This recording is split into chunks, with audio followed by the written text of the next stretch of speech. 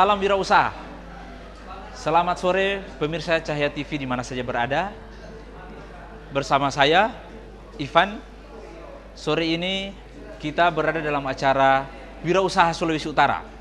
Nah, suatu negara dikatakan berhasil atau sukses apabila memiliki minimal 2% wirausaha. Di Indonesia itu, wirausaha yang ada belum 1%. Nah, khusus di Sulawesi Utara, kita akan membahas bagaimana sepak terjang wirausaha yang ada di Sulawesi Utara. Dan pada sore hari ini telah hadir pada kesempatan ini salah satu wirausaha Sulawesi Utara. Dia adalah pengusaha mie basah, Pak Martin. Selamat sore Pak Martin. Selamat sore, Pak. Silakan duduk. Nah pemirsa, untuk lebih jelasnya siapa Pak Martin ini, berikut kita akan lihat cuplikan profil Pak Martin berikut ini.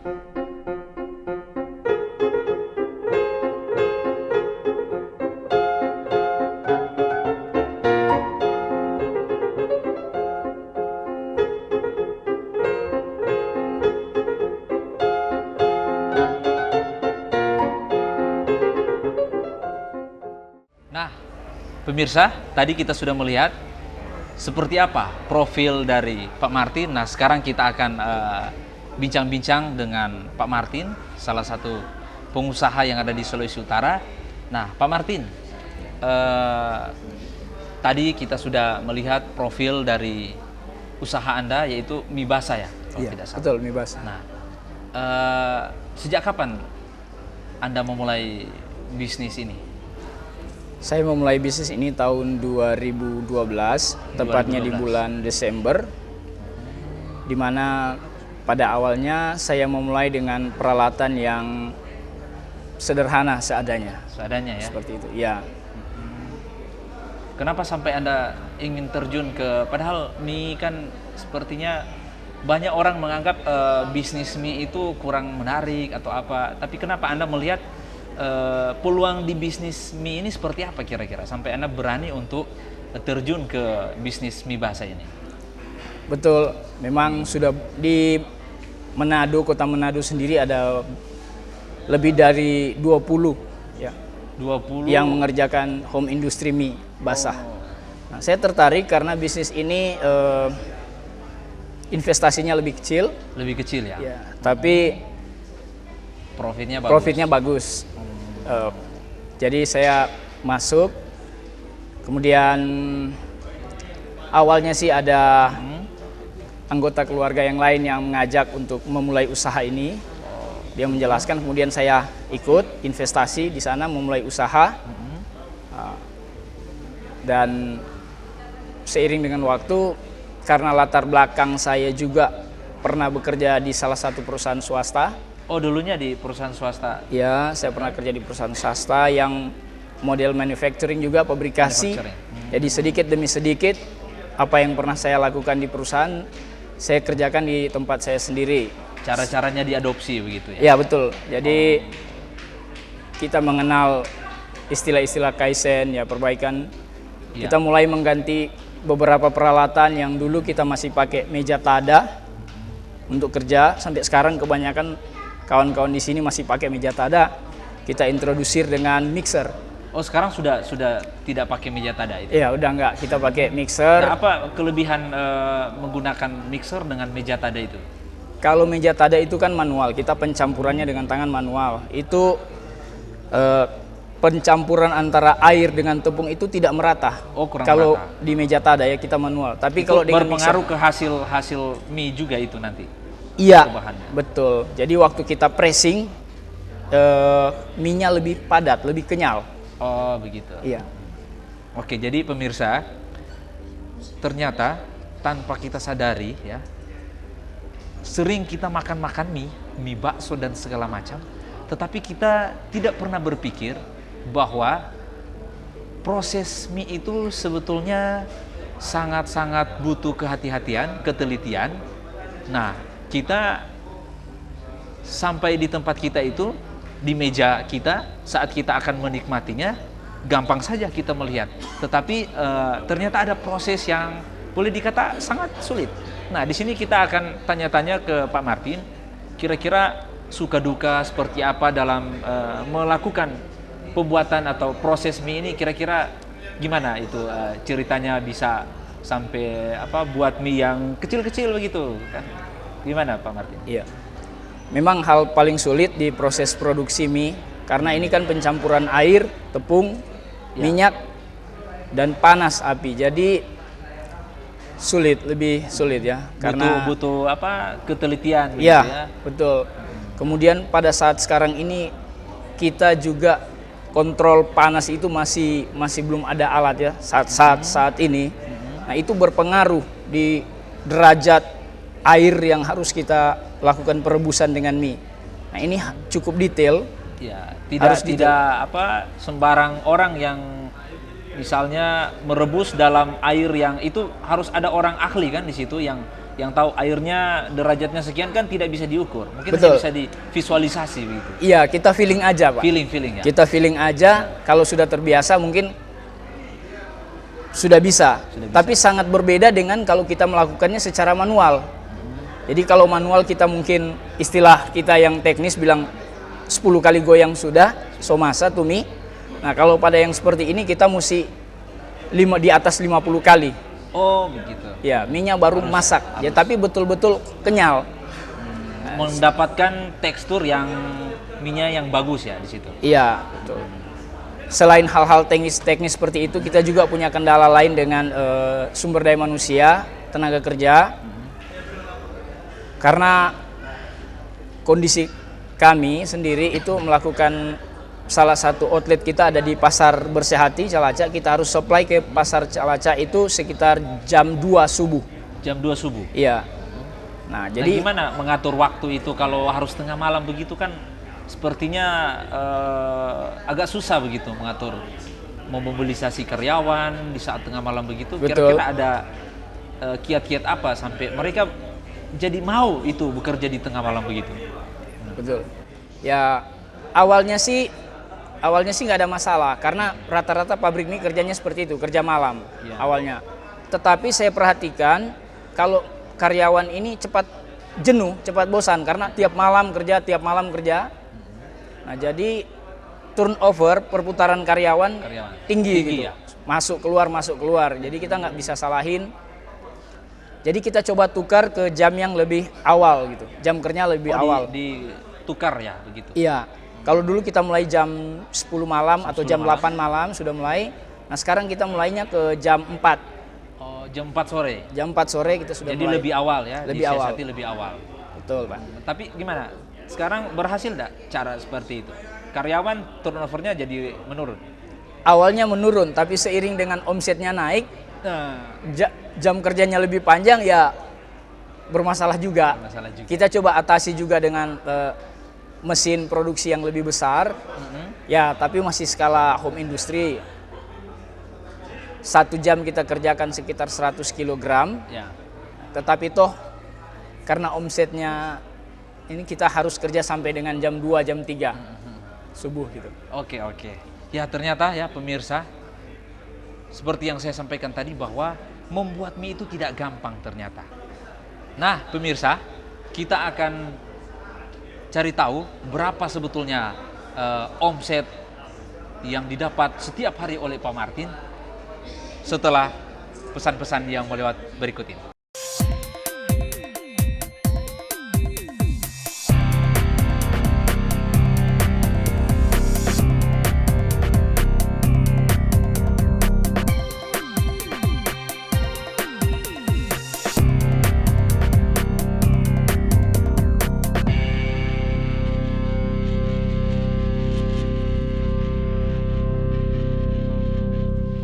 Nah, pemirsa, kembali lagi ya, kita melanjutkan bincang-bincang dengan wirausaha kita ini, Pak Martin. Jadi tadi kita sudah mendengar ya bagaimana gambaran ternyata proses pembuatan mie itu tidak gampang. Nah, sekarang kita akan coba nanti bincang-bincang sedikit, kita akan korek sedikit. Sebetulnya berapa omset dari bisnis seperti ini? Kemudian ya kita akan bincang-bincang juga, ingin cari tahu sampai dengan saat ini sudah berapa banyak perusahaan yang bekerja sama, misalnya ada restoran-restoran atau ya Pak Martin ini jadi supplier di beberapa tempat. Oke, kita langsung saja Pak Martin. Kalau sekarang Pak Martin itu menjadi supplier di mana-mana saja itu? Kalau saat ini rumah makan yang sudah menggunakan produk kami. Rumah makan ada ya? Rumah makan ada, rumah makan Green Garden. Oh, di Green Garden? Iya. Kemudian rumah makan Dian, depan Gedung Juang. Iya. Kemudian ada beberapa rombong bakso, gerobak bakso. Gerobak-gerobak ya? Iya.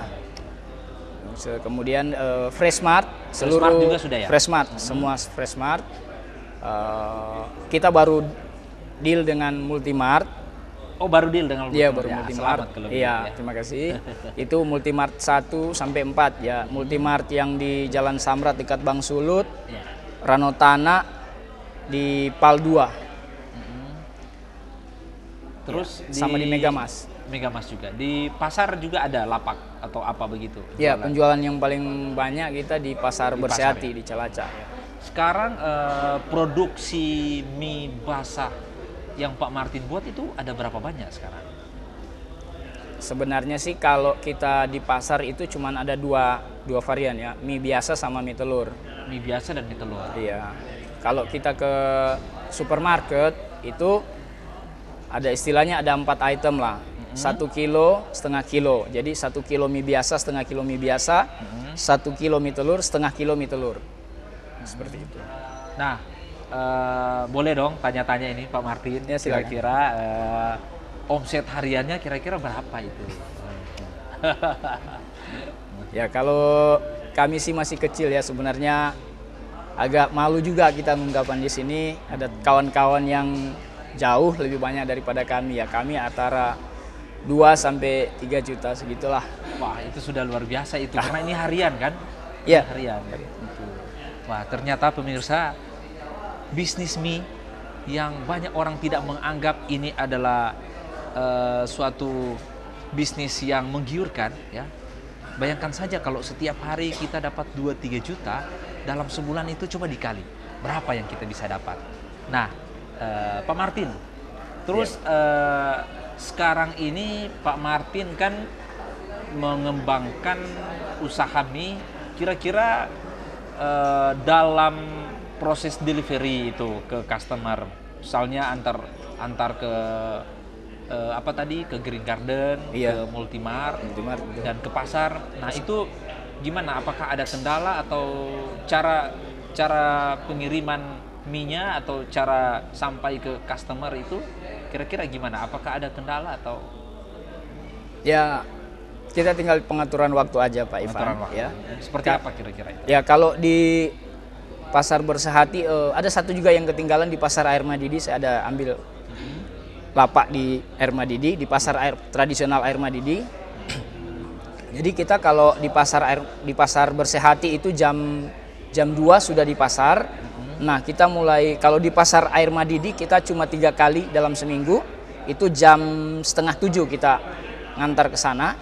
Jadi dari Cilacap kita ada cukup waktu lagi untuk ke Air Madidi. Oh, gitu. Nah, jam di Freshmart saat yang sudah jalani sekarang ya, ke Freshmart itu sekitar mulai jam 7, setengah 8 baru kita dropping. Drop ya. Ya, agak waktu yang agak ketat yang itu yang di Bahu Mall.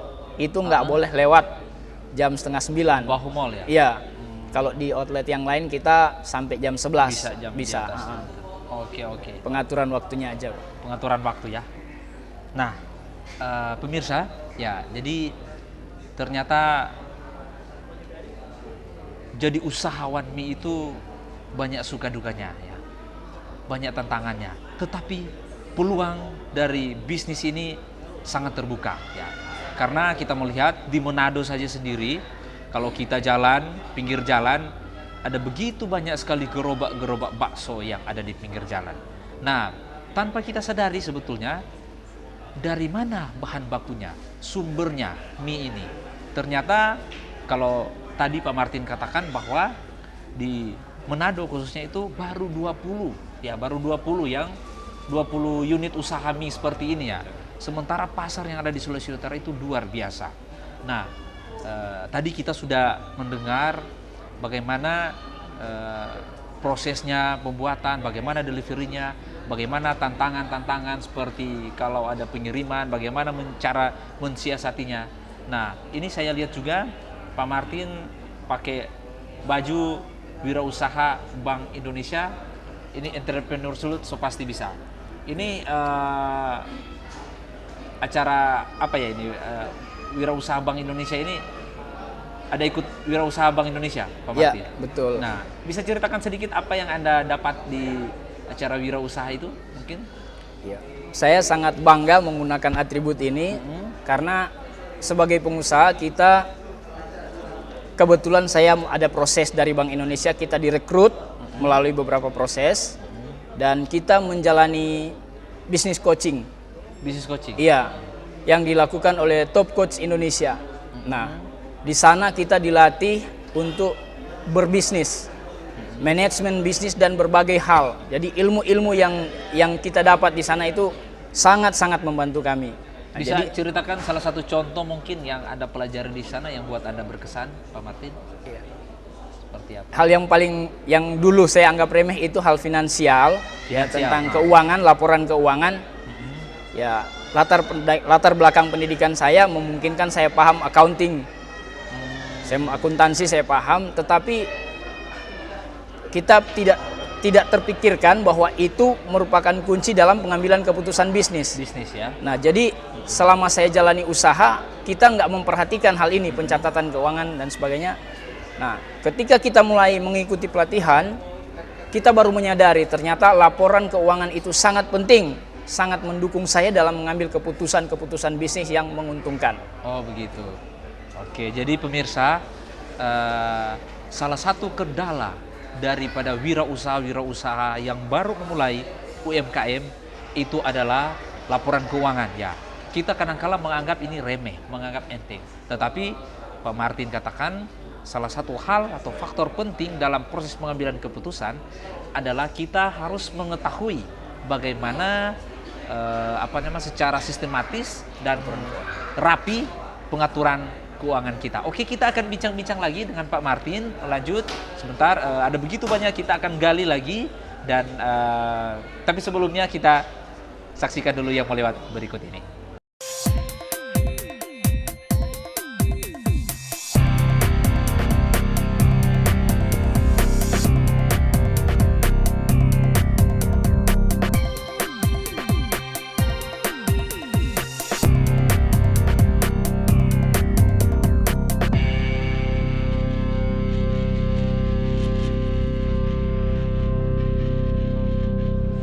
Nah, pemirsa, jadi secara gambaran umum tadi kita sudah mendengar bagaimana pentingnya itu kita harus mengetahui laporan keuangan dalam suatu usaha. Nah, kita akan berbicara lanjut dengan Pak Martin. Kira-kira seperti apa yang dipelajari di sana? Misalnya, apakah yang dulu biasanya ya laporan keuangannya amburadul, notanya kurang bagus. Nah, kira-kira setelah Pak Martin mengikuti bootcamp itu dalam laporan keuangan seperti apa kira-kira sekarang?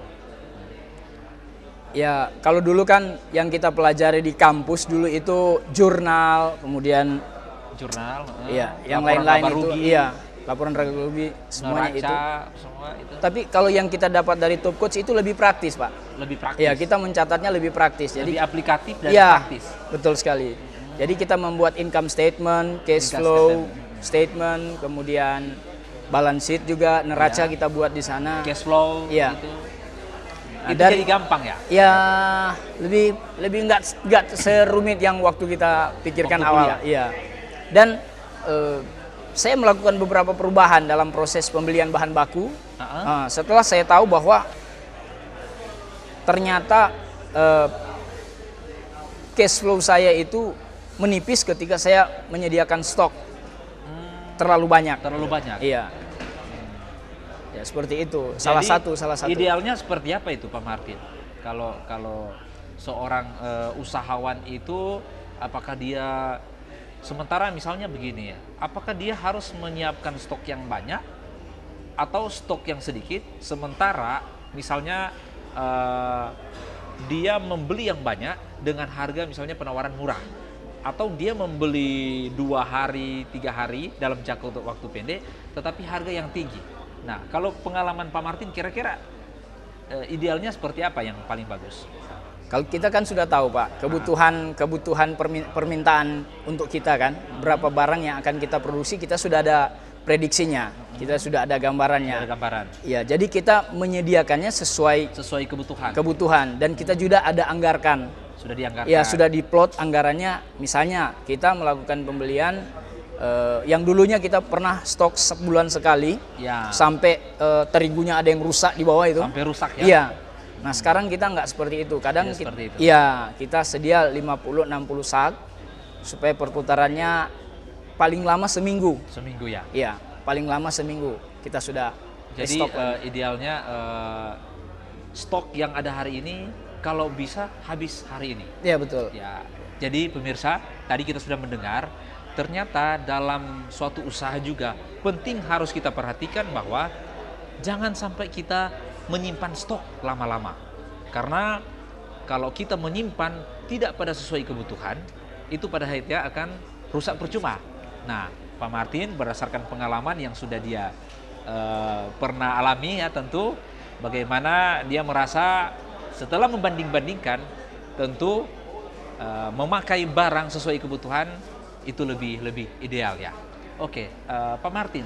Nah, Anda tadi mengatakan bahwa Anda mengikuti juga di Wirausaha Bank Indonesia itu. Kira-kira selain laporan keuangan, ada enggak hal-hal yang kira-kira menurut Anda ketika Anda ingin menerapkan itu di bisnis, itu punya sesuatu yang nilainya menurut Anda itu sangat bernilai lah begitu? Kira-kira ada Pak. Nah, seperti apa itu? Mungkin bisa ceritakan. Ini di waktu kita mengikuti bootcamp Wirausahaan Bank Indonesia Wubi Sulut, Sulawesi Utara, kita diberikan pemahaman bagaimana menjadi seorang pengusaha. Jadi pertama sekali kita dirubah paradigma atau mindset kita ya, sebagai pengusaha. Jadi diuraikan bahwa kita sebagai pengusaha itu apa yang harus kita lakukan, dan kita harus punya visi dan misi melakukan usaha. Apa yang ingin kita lakukan dengan usaha kita, apa yang kita dambakan sebagai kontribusi kita di bisnis ini. Nah, jadi setelah ada pemahaman itu, yang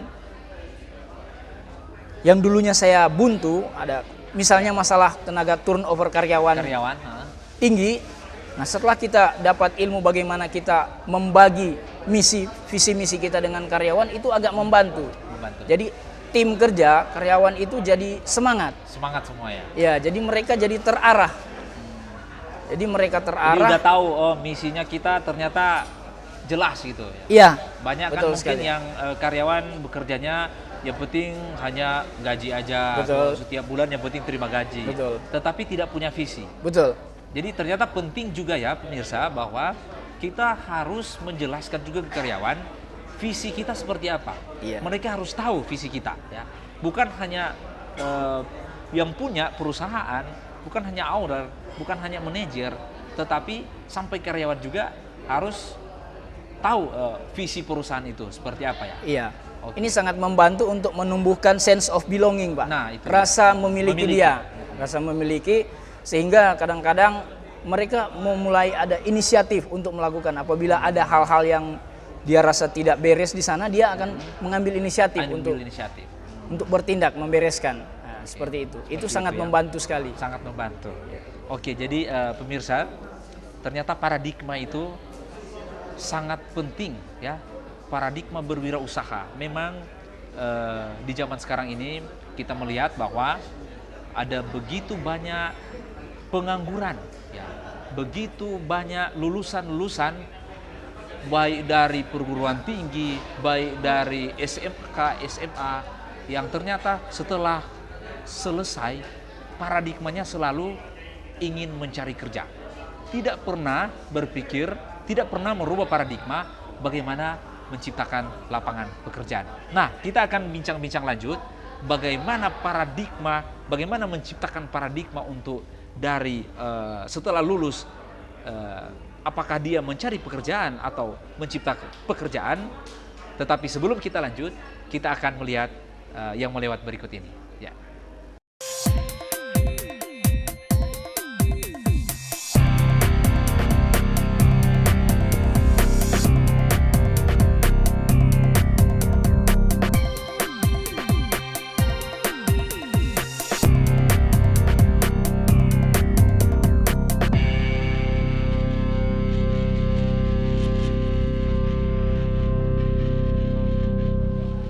Nah, pemirsa, kita kembali lagi bincang-bincang dengan Pak Martin. Ya, sebetulnya berbisnis itu atau berusaha itu adalah suatu hal yang gampang. Asal kita tahu caranya, kita tahu motivasinya, dan kita tahu visi kita. Tadi Pak Martin sudah menyinggung ketika kita mempunyai visi dan itu ditularkan ke karyawan atau ke semua tim kerja kita, maka akan lebih mudah, akan lebih gampang dalam kita mencapai kesuksesan dalam suatu usaha. Nah, Pak Martin, menurut Pak Martin, ada enggak cara yang sebetulnya cara-cara yang praktis yang selama ini Pak Martin anggap juga di waktu-waktu yang lalu ini susah, tetapi seiring berjalannya waktu biasanya dalam usaha kan seperti itu. Ketika usaha baru memulai, itu memang agaknya susah. Kita belum dapatkan suatu metode, belum dapatkan suatu sistem yang cocok, yang ideal. Nah, tetapi ketika kita berjalan mungkin beberapa bulan, nah itu secara alamiah itu muncul dengan sendirinya. Nah, di bisnis Mibahasa sendiri, usaha yang Pak Martin lakukan, kira-kira ada enggak cara-cara yang menurut Pak Martin itu sangat-sangat praktis, aplikatif, dan ketika dipakai itu justru hasilnya sederhana tapi luar biasa gitu. Kira-kira cara seperti apa? Iya. Misalnya dalam hal tadi kan Pak Martin mulai bermasalah dengan membagi waktu. Nah, itu Pak Martin sudah jelaskan. Nah, kemudian dengan karyawan juga. Nah, sementara ini kira-kira bagaimana karyawan? Apakah tidak ada masalah atau sebelumnya susah cari karyawan? Kalau masalah karyawan sih untuk saya masih dalam proses ya. Kita baru saja mengikuti pelatihan yang jadi proses yang menjadi wirausaha Bank Indonesia ini kita dalam proses, Pak, belum selesai. On progress. Masih dalam proses. Jadi ada beberapa, ini tahap yang kemarin kita dengan Top Coach itu yang kedua. Kita di coaching tentang bisnis. Nah, kemarin kita di training diajari bagaimana mengurangi pemborosan. Nah, seperti apa kira-kira Pak Martin bisa ceritakan, ada enggak cara yang aplikatif itu dalam hal mengurangi pemborosan? Misalnya di mana? Ya, betul. Seperti yang Pak Ivan bilang, hal-hal yang sederhana. Ya, hal-hal yang sederhana. Jadi kalau saya di dalam proses produksi, jarak antara kompor dengan, kalau kita pakai istilah teknis, tukang bongkar, itu ada sekitar 6 sampai 7 langkah. 7 langkah. Ya. Setelah rebus, dia harus jalan, dituang. Jadi ada lagi karyawan yang akan bongkar. Pendinginan, kemudian dikasih minyak. Nah, itu hanya sepele kan? Iya. Tapi sederhana. Setelah kita lihat di sana, kalau kita kurangi, kita persempit jaraknya, kita dekatkan lagi, itu bisa lebih menghemat waktu kerja. Dan ya tentunya tenaga dari si tukang rebus itu. Iya. Dia jalannya nggak harus 6, ya 3 langkah sudah nyampe. Nah, itu kita koreksi hal-hal yang sangat-sangat sederhana. Ya. Kemudian tempat itu kan kalau kita ke pasar, kita packingannya di karung bekas tepung ya, kita bersihkan, kita isi di situ. Nah, kalau habis packingan kita biasanya tenaga kerja yang selama ini kita nggak perhatikan, dia taruh aja di tempat yang agak kosong di situ, dia taruh di situ. Nah, itu akhirnya kalau sudah banyak, akhirnya jadi apa ya? orang bilang talimburang. Iya. Jadi tidak rapi tuh Tidak ruangan rapi ya, situ. Iya. kelihatan tidak teratur ya. Iya. Tidak teratur. Jadi saya coba sistemasi, saya coba Nah, seperti yang diajarkan kemarin. Setiap 2 hari itu karung yang bekas itu kita ikat 10-10. 10-10. Jadi tempat yang tadinya kelihatan berserakan di situ, berserak di situ, sekarang sudah mulai rapi. Ya sudah mulai nggak anu, dan karung itu yang semula kita buang jadi ya kita nggak tahu kemana lagi lah. Itu kita jual ternyata punya nilai juga. Menghasilkan juga iya, ya? menghasilkan juga.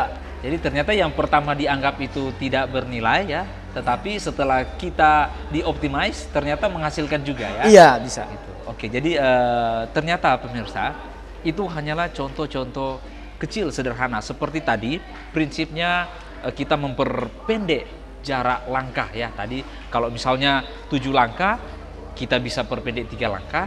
Nah, ini ternyata berpengaruh pada efisiensi kinerja, dan ternyata apakah ada pengaruh di biaya itu Pak Martin?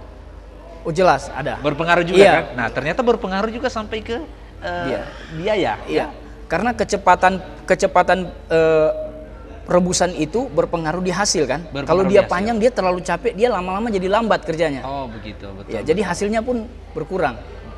Jadi salah satu cara ini mampu mengefisiensi ya, Iya. mampu mengefisiensi dan ternyata menekan pemborosan. Betul. Jadi kadangkala pemirsa dalam bisnis kita sering mengabaikan ya hal-hal yang kita anggap itu tidak penting, hal-hal yang kita anggap kurang penting ya. Seperti tadi kan, kalau kita bisa 3 langkah, kenapa harus 7 langkah? Kalau misalnya kita bisa atur dengan rapi, setelah itu menghasilkan uang, kenapa kita harus buat tidak teratur? Nah, kita akan berbincang lebih jauh dengan Pak Martin tentang kira-kira dalam usaha ini, dalam usaha mie basah ini, peluang-peluang mungkin yang bisa diciptakan.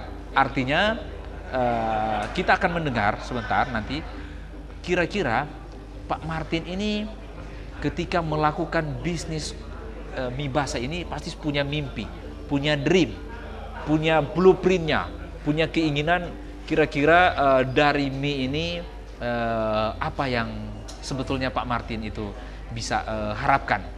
Jangan pernah berpikir bahwa hanya menjadi penjual mie, tetapi kita ingin dengar juga dari Pak Martin kira-kira semacam blueprint lah, atau visi jauh ke depan itu Pak Martin kira-kira seperti apa itu Pak Martin?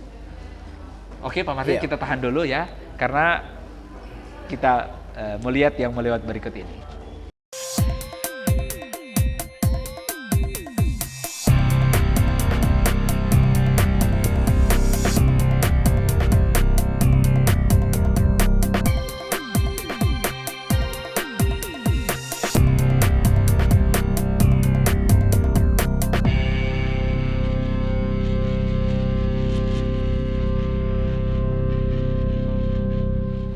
Nah pemirsa, kita kembali lagi bincang-bincang dalam acara Wirausaha Sulawesi Utara bersama saya Pak Martin ya, pengusaha mie basah. Dan tadi kita sudah menyentil sebetulnya Pak Martin melakukan bisnis ini bukan tanpa tujuan ya.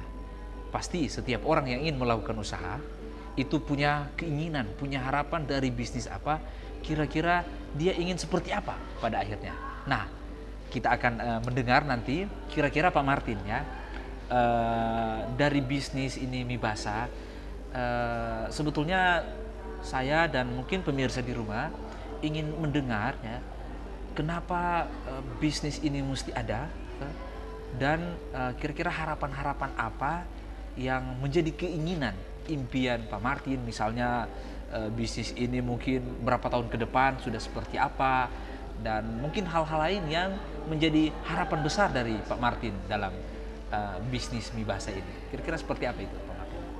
Terima kasih Pak Ivan.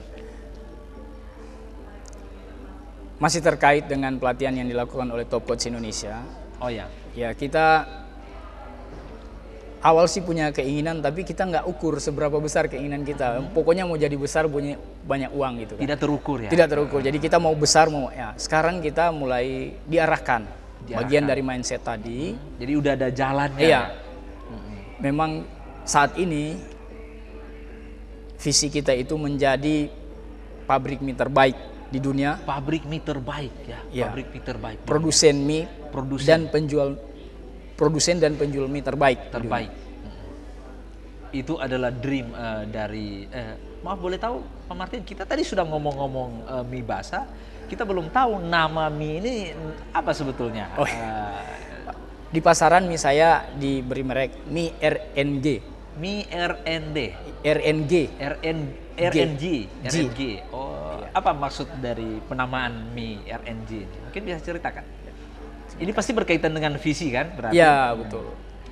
Mie RNG kan mie produknya, R dan G itu adalah inisial dari kedua anak saya. Wah, hebat memang. Saya berjuang keluarga ini. Iya.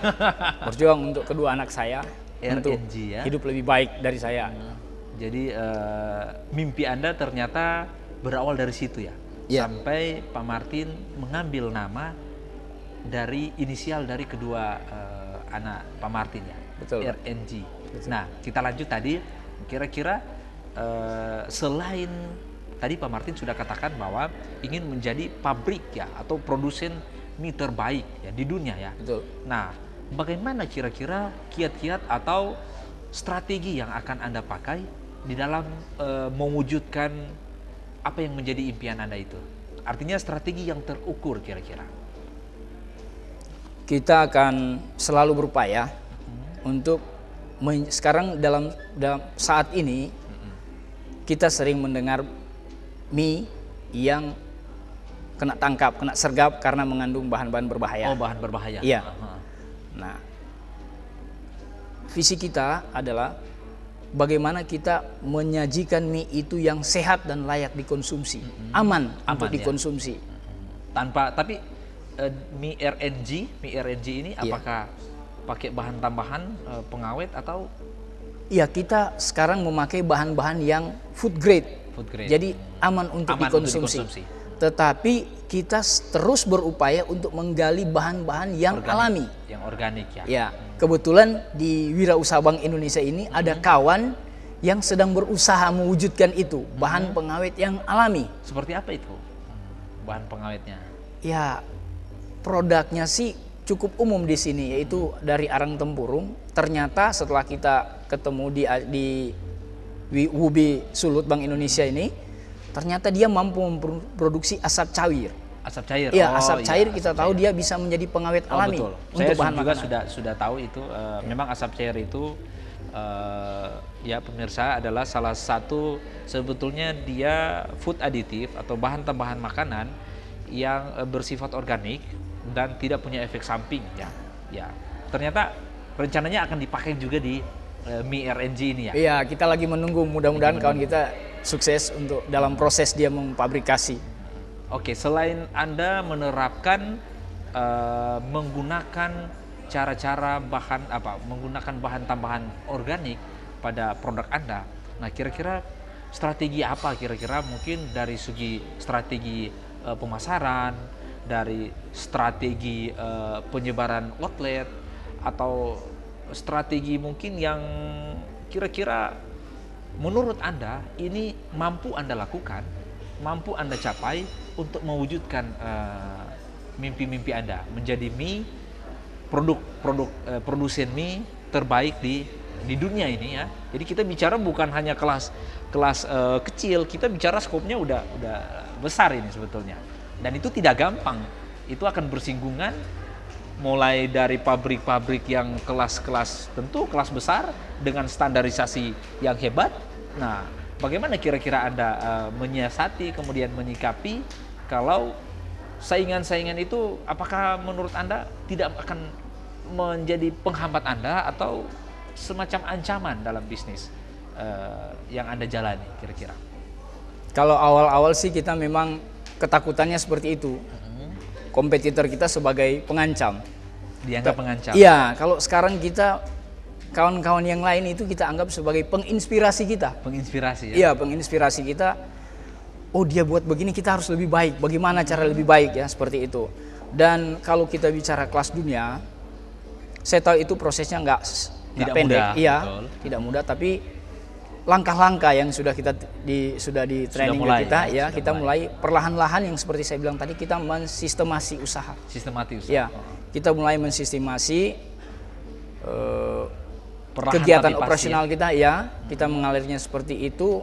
Kalau kita sudah baik, hal-hal yang masih kurang itu sudah kita perbaiki semua, kita dokumentasi. Nah, kita akan mulai menduplikasi yang seperti Bapak bilang, bahwa kita berusaha mie RNG ini tersedia di mana saja dan mudah dijangkau dengan harga yang sesuai. Harga yang pas. Iya.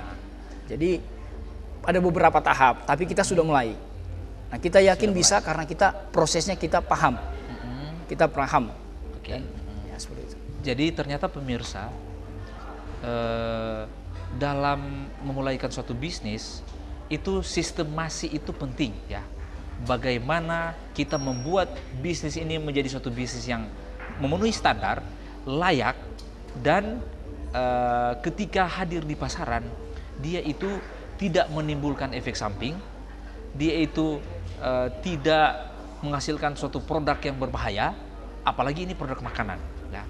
Jadi sistemasi bisnis itu sangat penting di dalam kita mencapai impian-impian kita, membesarkan perusahaan kita.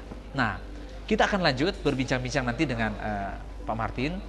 Ada begitu banyak hal yang penting, seperti kita belum sentil tadi soal bagaimana akses pasar, akses modal. Nah, tadi baru akses knowledge, ya, tentang strateginya. Nah, sebentar kita akan bahas bagaimana akses pasar dan akses modal dari Pak Martin ini. Tetapi sebelum itu, kita saksikan yang mau lewat berikut ini.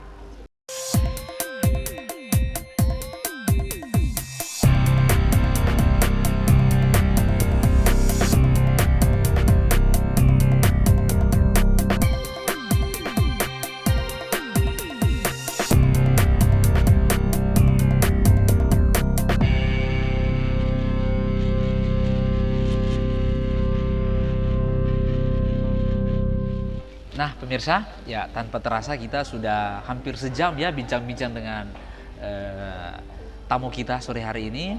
Masih dalam acara Wirausaha Sulut, Wirausaha Sulawesi Utara. Nah, kita akan lanjut dengan pembahasan kali ini, bagaimana Pak Martin itu ketika memulaikan usaha, akses modalnya seperti apa. Nah, tadi kalau soal strateginya kita sudah dengar. Kemudian akses pasar juga sebagian kita sudah dengar.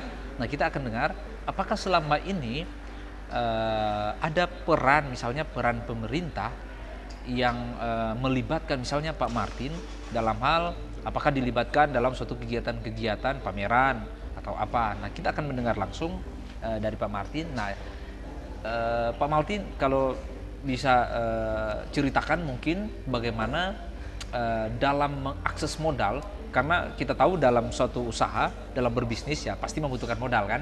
Nah, bagaimana strategi Pak Martin itu di dalam mengakses modal, kemudian bagaimana juga peran pemerintah terhadap usaha Pak Martin ini, kemudian apakah juga berkaitan dengan izin-izin, apakah itu mudah, gampang, atau seperti apa, Pak Martin? Coba diceritakan sedikit kan. Oke. Kalau yang pertama tadi mengenai modal, ya. Kalau modal kita di Kota Manado ini semestinya nggak terlalu bermasalah. Tidak masalah, ya. Karena sepanjang usaha kita itu sehat, ya, kita modal datang dengan sendirinya. Iya, modal datang dengan sendirinya, gitu. baik dari institusi seperti perbankan maupun perorangan. Itu, tapi yang paling pokok bisnis kita ini bisa jalan sehat apa enggak, dan mindset pemiliknya ini. Kadang-kadang ada, kita lihat sudah banyak beberapa kawan-kawan yang punya usaha yang sama dengan saya. Iya. Ada yang sudah banyak yang jatuh bangun lah, Jatuh bangun, ya. istilahnya. Ya. Karena mindsetnya berbeda dari yang mestinya sebagai mindset pengusaha. Mindset berbeda dan mungkin juga dreamnya berbeda, ya. Visinya juga berbeda. Betul. Ya, karena mungkin visi juga berpengaruh di dalam kita mengarahkan, ya. Betul, Pak. Seperti Pak Martin katakan tadi, kalau dulu masih menyebar, ya, visinya belum fokus. Jadi jalannya ibarat mau ke satu tujuan, kita masih harus lewat di beberapa jalan singgah-singgah mungkin. Tetapi ketika visinya sudah jelas, menggapainya lebih fokus ya. Iya, lebih fokus. Jadi untuk modal tidak ada masalah ya? Sama sekali enggak. Oke. Jadi ternyata pemirsa ya, dalam suatu usaha, ketika usaha itu sehat, ketika usaha itu berjalan bagus, itu kita tidak usah pusing ya memikirkan tentang modal, karena pasti modal itu akan datang dengan sendirinya. Ya, bukan begitu Pak Martin? Betul sekali Pak. Betul. Jadi ini pengalaman dari wirausaha kita, Pak Martin, dan kami kira juga ya betul bahwa di mana-mana usaha apapun itu, kalau dia sehat, kalau bisnisnya berjalan bagus, berjalan baik, kita tidak usah susah-susah memikirkan bagaimana mencari modal, bagaimana mengakses modal ya. Oke, jadi kalau modal tidak ada masalah. Nah sekarang Pak Martin, dalam mengakses pasar, strategi apa yang Pak Martin gunakan di dalam membuat pasar Anda bisa besar?